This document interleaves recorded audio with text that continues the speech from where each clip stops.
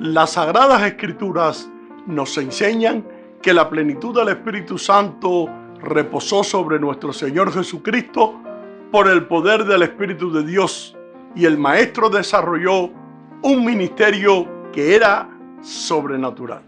En solo 3 años evangelizó el territorio de Israel, instruyó discípulos que luego evangelizaron el mundo conocido en unas pocas décadas. El Imperio Romano fue conmovido por el mensaje del Evangelio del Reino y por el poder del Espíritu Santo. La Biblia nos dice que grandes multitudes seguían al Señor Jesús por veredas, montes y ciudades, y todos querían un toque del Maestro. Ellos eran liberados y sanados por el poder de Dios. Nos dice la Escritura en el Evangelio según San Lucas que toda la gente procuraba tocarlo porque poder salía de él y sanaba a todos. Yo soy René González, ministro de un nuevo pacto, y quiero darte la bienvenida a otra reflexión basada en el misterio de la gracia. Y en el día de hoy estaremos hablando acerca de todos querían tocar a Jesús. Ya regresamos.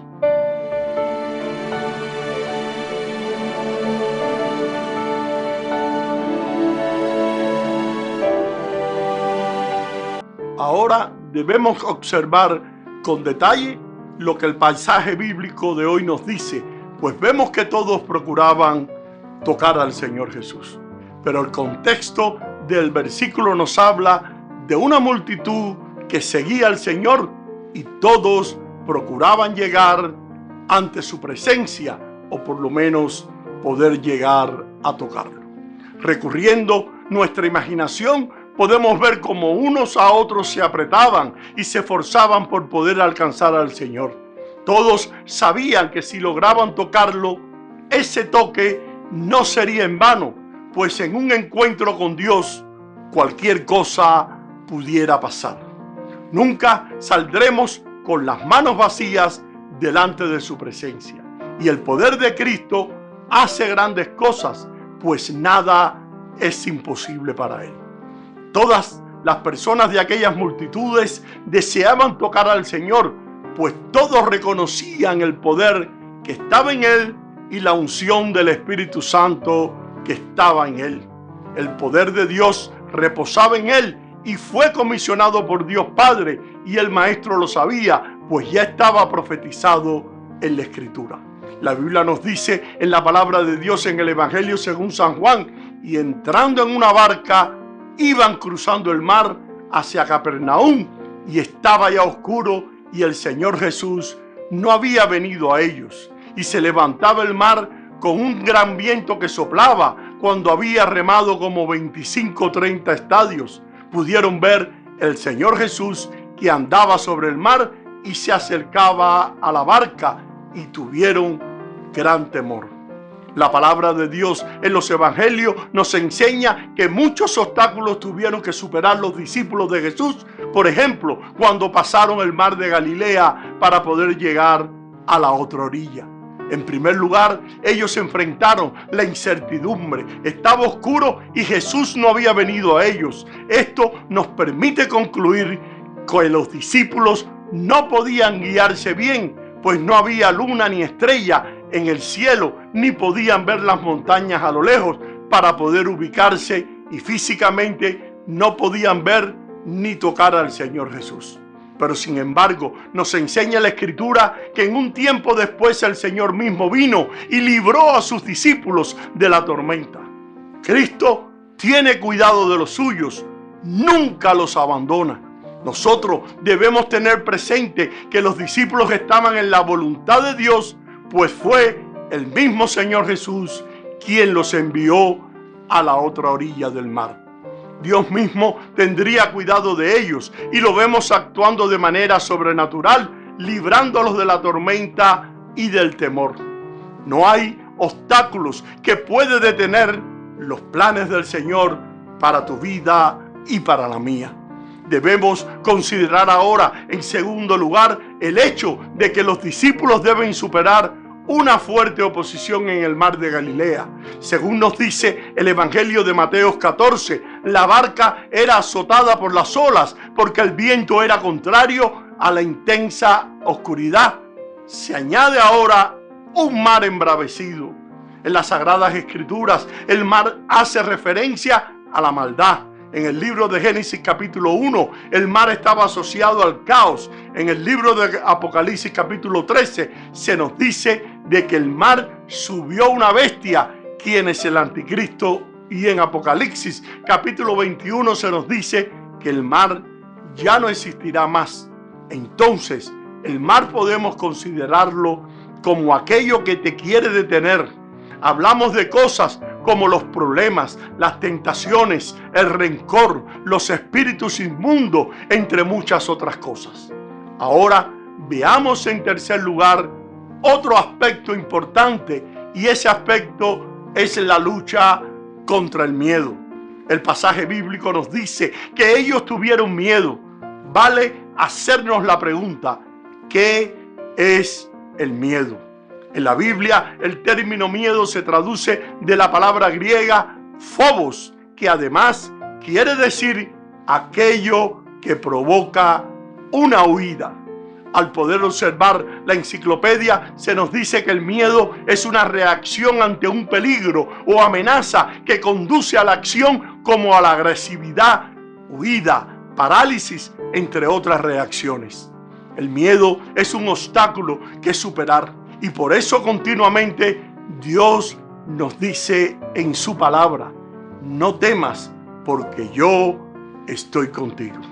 El miedo es una herramienta del enemigo para detenernos el avance de nosotros, aquellos que somos hijos de Dios. Una cuarta situación que podemos observar en este evento es que los discípulos del Señor tuvieron que enfrentar el agotamiento. Según la Biblia, los discípulos han remado por 6 horas o más con el viento en contra y un mar muy agitado. Ellos no han logrado avanzar más de 5 kilómetros. Y eso es interesante, y debemos tener en cuenta aquí que el Evangelio según San Marcos capítulo 6, versículo 48, hay un pasaje que añade pormenores de este acontecimiento. Nos enseña otro detalle que es muy significativo. Y viéndolo remar con gran fatiga porque el viento les era contrario, cerca de la 4ª vigilia de la noche, vino a ellos andando sobre el mar y quería adelantárseles. Cerca de la 4ª vigilia es una expresión que nos permite ver que el Señor Jesús llegó a las 3 de la madrugada. Entonces pasaron aproximadamente 8 horas en aquella situación. El Señor no se demoró ni se adelantó. Nuestro Señor Jesucristo sabe a qué hora llegar y Él actúa en el momento preciso, y nosotros debemos de ser conscientes que sin Él nada podemos lograr. El poder de Jesús está sobre toda tormenta y su mano poderosa se manifiesta en el momento preciso y justo. Ahora, un fariseo invitó a Jesús a comer. Entró pues Jesús en casa del fariseo y se sentó a la mesa. En esto, una mujer pecadora pública, al saber que Jesús estaba comiendo en casa del fariseo, se presentó con un frasco de alabastro lleno de perfume y se puso detrás de Jesús junto a sus pies, y llorando comenzó a bañar con sus lágrimas los pies de Jesús y a enjugárselos con los cabellos de la cabeza, mientras se los besaba y se los ungía con perfume. Al ver esto, el fariseo que lo había invitado pensó para sus adentros: si este fuera profeta, sabría qué clase de mujer es la que está tocando, pues en realidad es una pecadora. Por eso todos querían tocar a Jesús, porque querían recibir algo de él.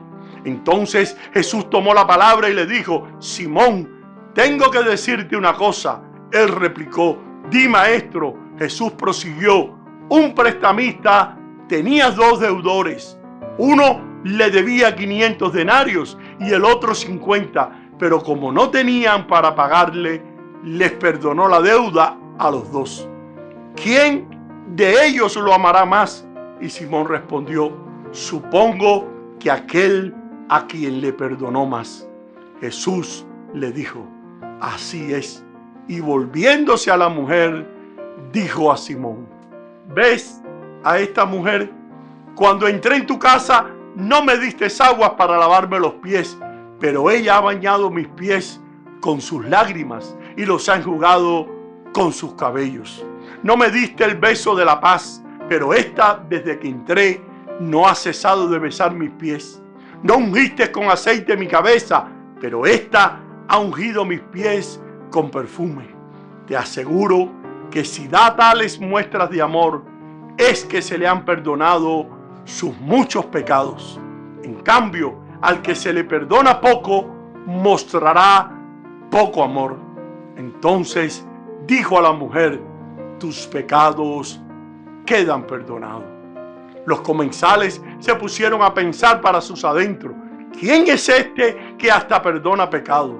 Pero Jesús dijo a la mujer: tu fe te ha salvado, vete en paz.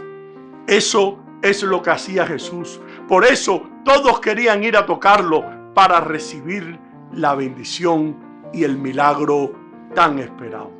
Y espero que esta enseñanza te haya sido de gran bendición para tu ser interior y la puedas poner en práctica en tu diario caminar en el Señor. Y ahora me despido hasta una próxima ocasión. Bendiciones y gracias por tu sintonía.